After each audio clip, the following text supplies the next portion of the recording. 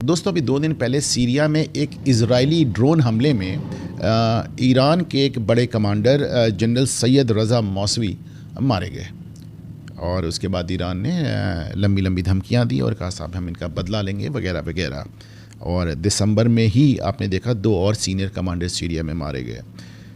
इसके पहले आपको याद होगा तकरीबन 4 साल पहले 3 जनवरी 2020 को ईरान की जो फ़ौज है जिसका नाम है रिवोल्यूशनरी गार्ड्स, उसके जो मुखिया थे जनरल कासिम सुलेमानी, ये आपको इराक में एक अमरीकी ड्रोन हमले में मारे गए थे। उस समय भी ईरान ने बड़ी धमकियां दी थी कि साहब अच्छा, जो जनरल कासिम सुलेमानी थे ये ईरान में बहुत ज़्यादा पॉपुलर थे और फ़ौज से आने के बावजूद इनकी जो पॉपुलैरिटी थी वो किसी भी पॉलिटिशियन या किसी भी राजनीतिक व्यक्ति से कम नहीं थी। तो ऐसे में ईरान में बहुत मातम वगैरह हुआ था 4 साल पहले, और उस समय भी ईरान ने धमकी दी थी कि सब हम इनका बदला लेंगे। और अभी जो 7 अक्टूबर को हमास ने इजराइल पे हमला किया, उसको ईरान ने अपना बदला बताया कि साहब हमने जनरल कासिम सुलेमानी की मौत का बदला लिया है।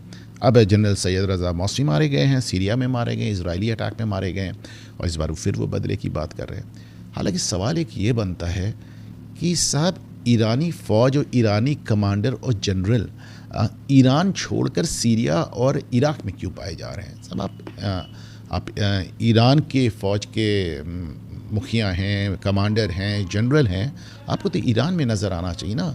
ईरान सीरिया और इराक में कोई हमला, तो मतलब एक ऑफिशियली तो कोई लड़ाई नहीं लड़ रहा है ना, कोई युद्ध तो नहीं लड़ रहा है, तो ऐसे में आप वहाँ कर क्या रहे हैं? लेकिन ईरान से क्या ही सवाल किया जा सकता है और ईरान क्या ही जवाब देखे। देखिए, एक लंबे समय तक ईरान को महसूस होता रहा है कि सब ये जो 57 इस्लामी मुल्क हैं उसमें ईरान इकलौता शिया मुल्क है। अब तो जाहिर सी बात है कि सद्दाम हुसैन के जाने के बाद चूँकि इराक में भी ज़्यादातर शिया है तो वो भी एक शिया मुल्क हो गया, इराक ईरान दोनों शिया हो गए। लेकिन ईरान को हमेशा लगता रहा कि साहब 50 से ज़्यादा इस्लामी मुल्क हैं और वो इकलौते शिया मुल्क हैं। ऐसे में वो शिया इस्लाम का झंडा उठाए रखने के लिए, हमेशा अपने आप को दुनिया की नज़रों में प्रासंगिक बनाए रखने के लिए वो तमाम चीज़ें करते रहे। वो फ़िलिस्तीन से लेके इराक तक और सीरिया से लेके यमन तक अपनी उपस्थिति मौजूद कराते रहे। और ये आपने देखा होगा कि हिज़्बुल्लाह से लेके हूती रिबल्स तक, और अब तो जो हमास एक सुन्नी ग्रुप है उसको भी उन्होंने पहली बार मदद की। नॉर्मली वो शिया ग्रुपों को मदद करते हैं, वो आतंकवादी संगठनों को मदद करके हर तरह से उन्होंने अपनी उपस्थिति दर्ज कराई।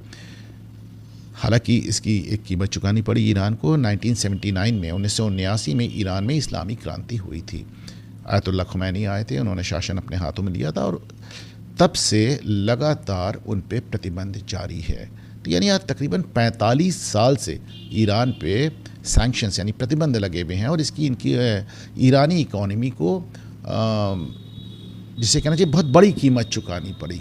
लेकिन ठीक है, उनको लगता है कि साहब हम किसी के दबाव में नहीं आएंगे, और अमेरिका तो ख़ास तौर से उनकी नज़र में सबसे बड़ा शैतान वो उसको बताते हैं।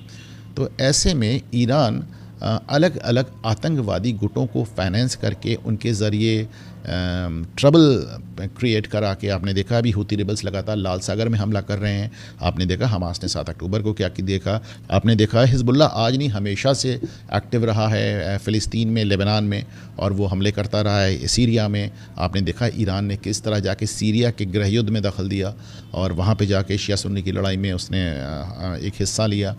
तो वो चूँकि कुछ भी है, उनके पास तेल है, उनके पास प्राकृतिक संसाधन हैं, तो अपने प्रतिबंधों के बावजूद न सिर्फ वो अपना मुल्क भी चला ले रहे हैं बल्कि पूरी दुनिया में दखलंदाजी कर रहे हैं।